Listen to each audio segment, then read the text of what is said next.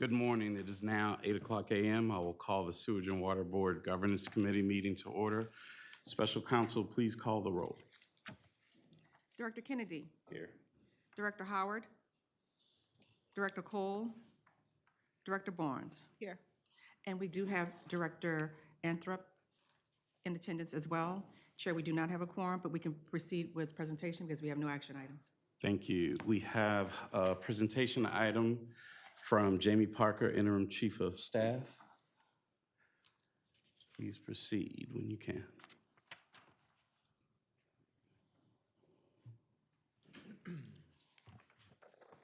Okay, good morning, everybody. This is a legislative update as of yesterday.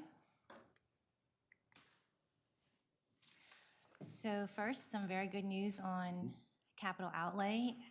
In House Bill 2, the current version, we are thus far being allocated $8 million to the power complex. So the capital outlay bill has passed the House earlier this month.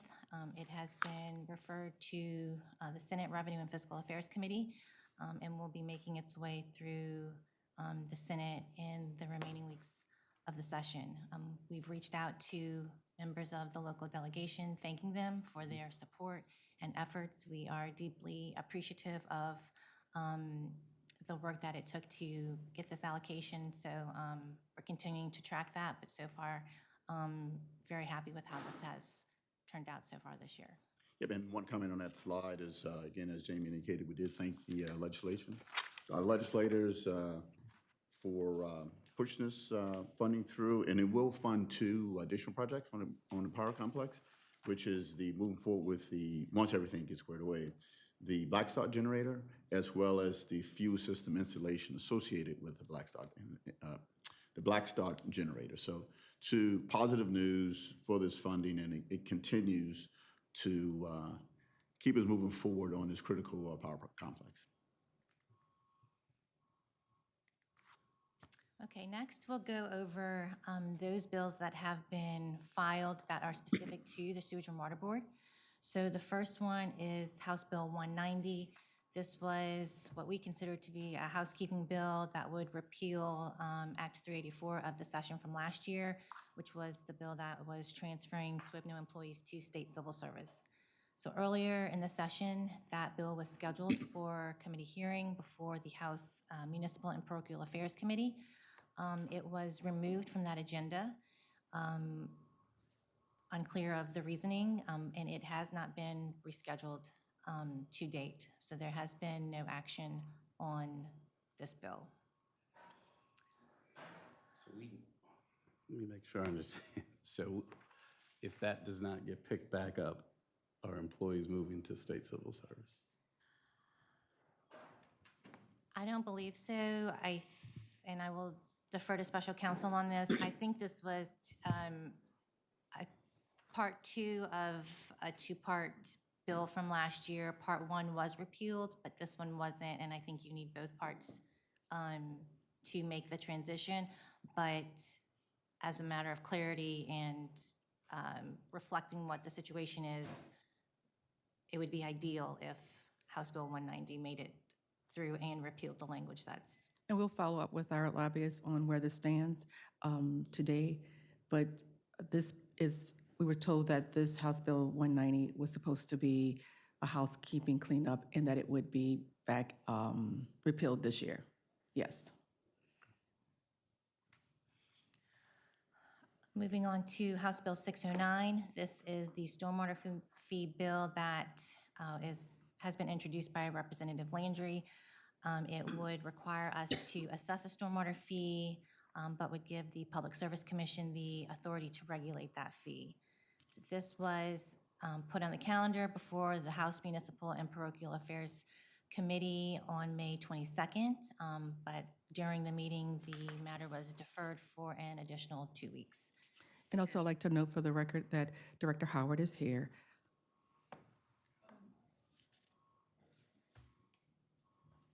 This is from the governor's office, though, basically, Jamie, right? House Bill 609. Yeah.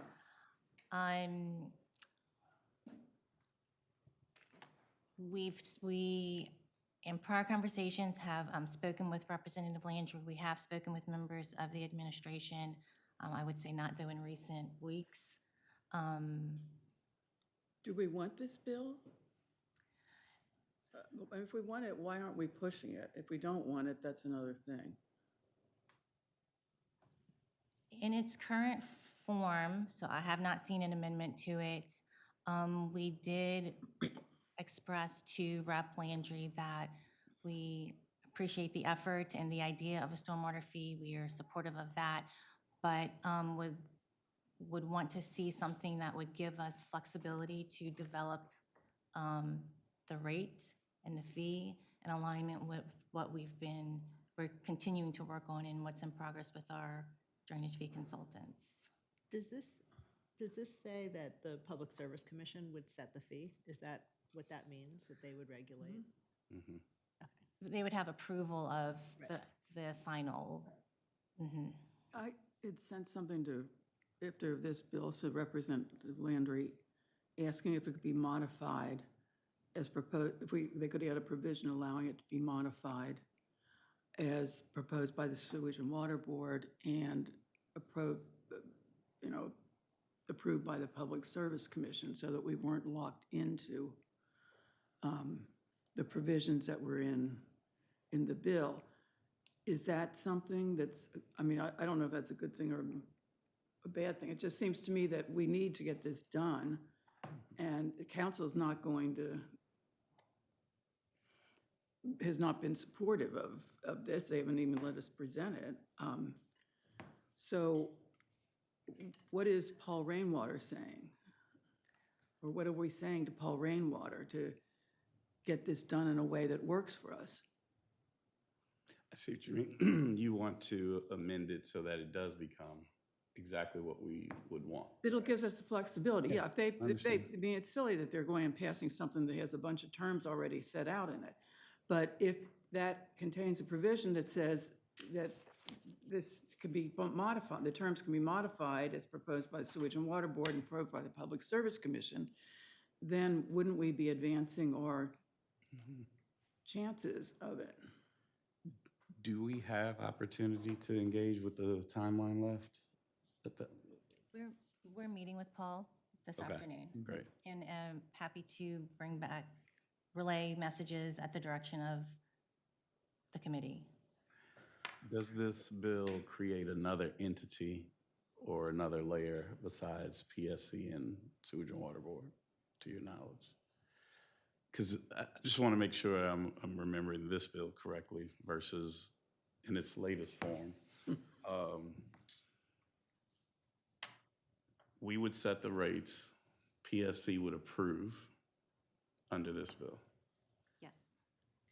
Except to be clear, the bill has this whole fee system spelled out in it, which is, It's not consistent with what we've, it's not consistent with what we need or want. It's not consistent with what Raftelis has come up with.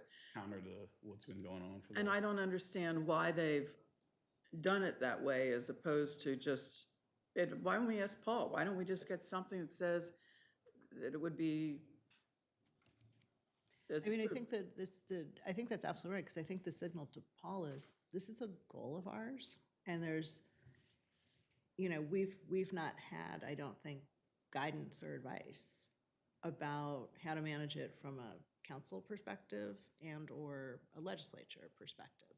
And so, and then sort of someone offers up a bill, but that wasn't done in consultation. No, I mean, it's the Right. usual stuff. So it's like, I feel like what's happening here is that we just continue every year to react to things. Yeah, And we're not we being need to take strategic. charge of these Yeah. things. I was just going to comment, we'll speak with Paul this morning, and we'll bring this information to Paul based upon the board's guidance, and we'll report back.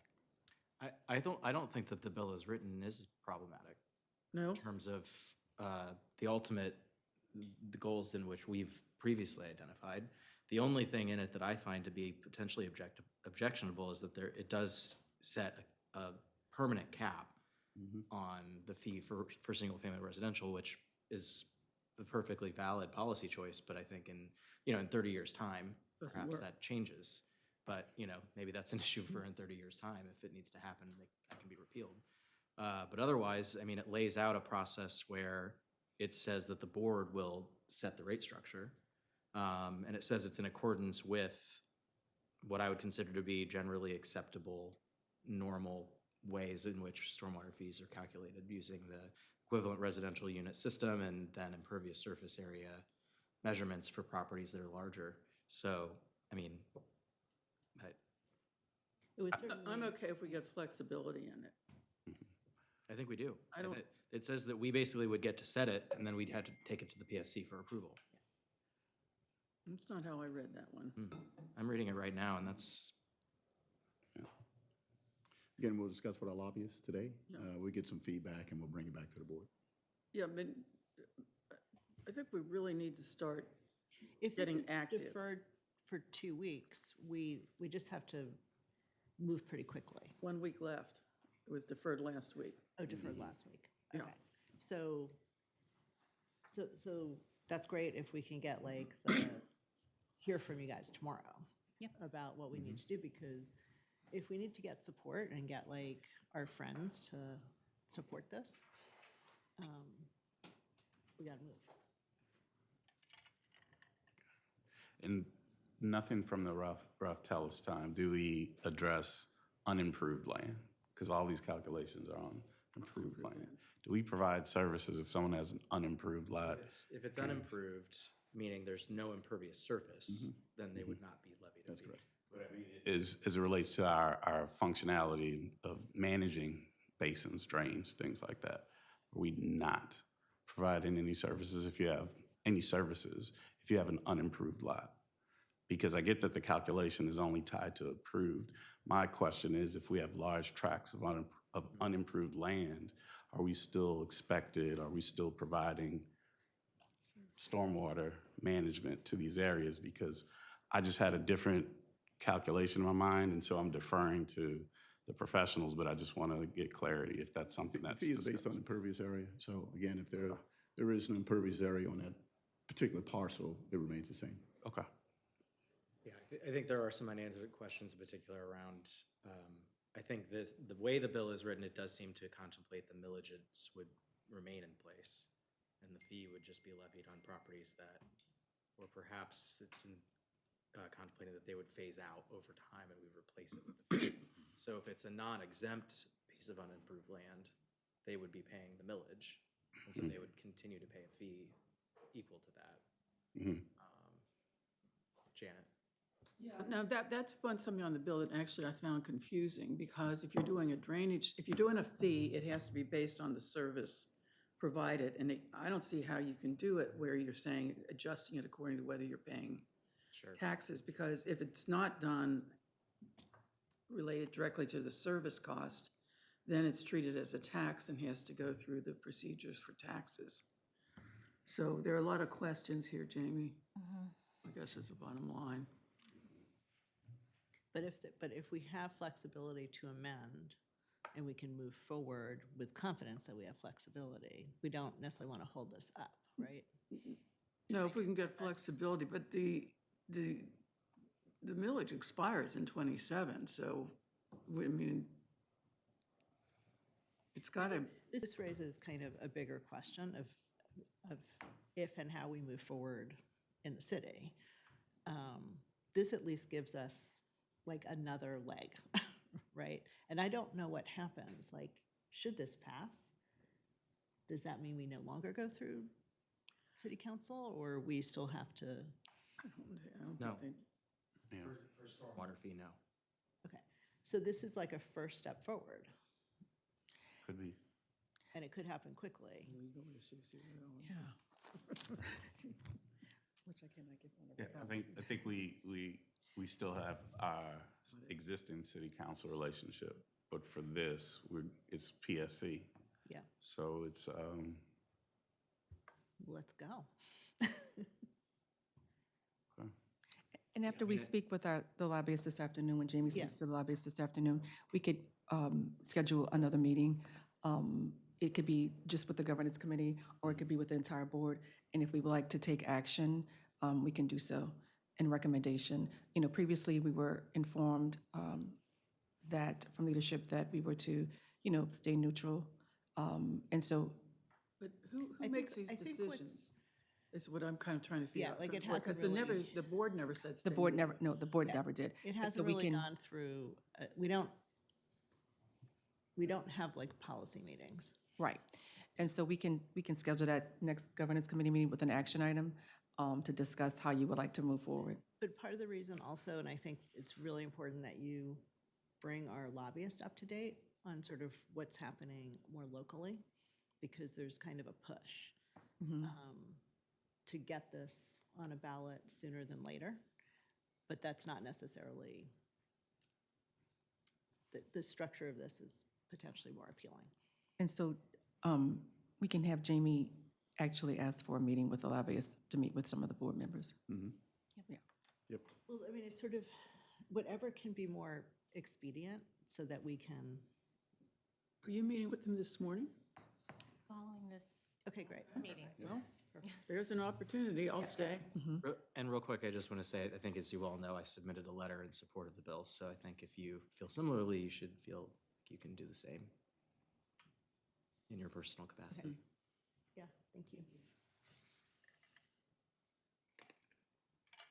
Okay, moving on to House Bill 611. This was the governance bill. There was an amendment that was filed. So in its current form, it would keep the appointment process of the board, keep the selection committee and the composition and the representation across all of the city council districts. A few key changes. It would authorize the board to elect a president and employ legal counsel. So that has made its way through the House committee and is currently pending discussion by the full House. And that's where that one stands. It has not made its way to the Senate yet. Looks like it's being heard on the floor today, right? For debate, It might be, yes, it might be. scheduled today. So Does this, it keep the review by the university presidents? Okay. so that's a change. They changed it. Yeah, they changed, because they got rid of the governor appointing. Yep. Okay. Agency appointing someone. Keeps the existing composition. And does it prohibit the mayor from being the president, or does it allow the mayor to be the president if elected by the board? It doesn't prohibit that, so I would think the mayor could be Okay. the president. So this gives us a lot of flexibility. House Bill 612, this was a bill about employment lists requiring us to maintain a list of certain names for people who are eligible for certain appointed positions. This one has had no movement since it was filed and referred to committee back in April. Senate Bill 242 is one that would have given the Public Service Commission the authority to set water and sewer rates and make the PSC the regulator of the utility. That has been deferred. It has had no action since that deferral. The City Council also adopted a resolution requesting the bill to be withdrawn. I'm not anticipating that this one has any further action at this point, but we're continuing to stay in touch with our lobbyists about that and track it. Quick question, I'm sorry. So City Council adopted that resolution. Did they have any response to 609 that we know of? No. Okay.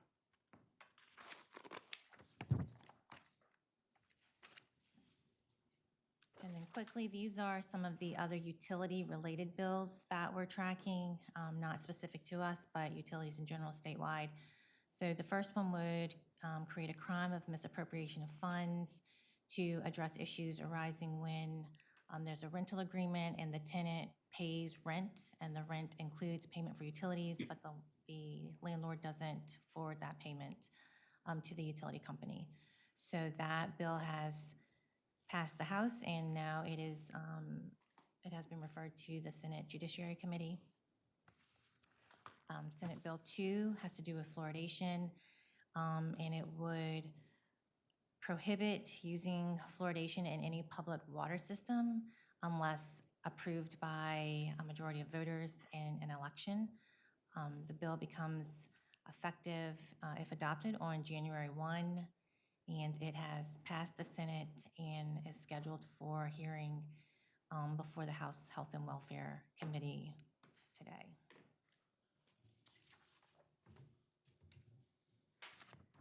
And one on chlorine too? Yeah, what about lime? Maybe we should allow PFASs in the water system. Oh, God. Senate Bill 22 creates the crime of theft of critical infrastructure, which includes many things that we are responsible for. That has passed both the Senate and the House as of yesterday. Senate Bill 63 would create a municipal lien to collect against owners of multifamily residential properties with a master meter for unpaid sewer and water bills. So that has passed the Senate earlier this month and was reported favorably by the House Committee last week. So that one is continuing to make its way through the process. And then the final one is Senate Bill 99. So this one has to do with traffic camera citations and the revenue use of that's collected from that.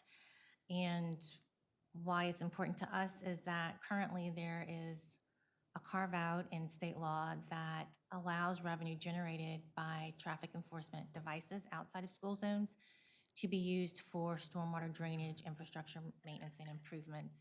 So in the current form of the bill, that provision would be repealed. So we are also watching this. We have concerns about that and the funding implications it would have for the minor drainage system. We've relayed those concerns to our lobbyist and are waiting to see what happens, but very closely What's the watching this amount one. of money that we'd be losing? Or what has it been in Five. the past? What's the We're anticipated? been asking for those numbers actually, but roughly, say, 3 to 4 million could be an estimate, but we don't have the exact numbers. Not nothing. And then that's it.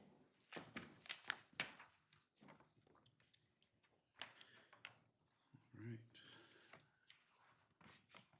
No questions. All right. I think quickly, we're now ready to go to executive session. Could I get a motion? Do we have time? Are we going to be kicked out? Just quickly, yeah, we're gonna, You're gonna be, yeah, we're gonna jump in, jump out. Is there- we need a second. Need a second, though. From someone. Second. I moved. Robin?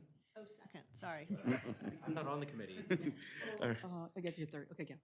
All right, thank you. It's been moved and seconded. We'll now enter, I'm sorry, any questions? All in favor? Aye. Aye. It's been moved, seconded, all approved. We'll now enter into executive session. Yeah, that's all.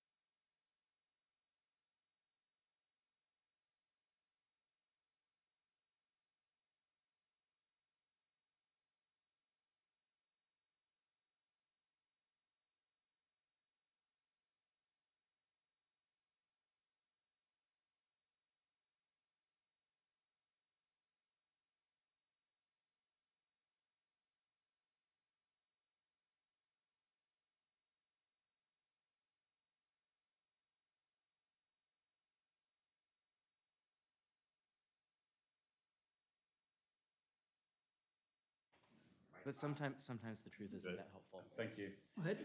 May we have a motion to exit executive session? So moved. Second. It's been moved in second. Any questions? All in favor? Aye. Aye. Thank you. We are now in regular session. Are there any public comments? Your public comment, Chair. All right. If there's no other business, I will entertain a motion to adjourn. So moved. Second. Been moved in second. Any questions? All in favor? Aye. Meeting adjourned. Thank you. I was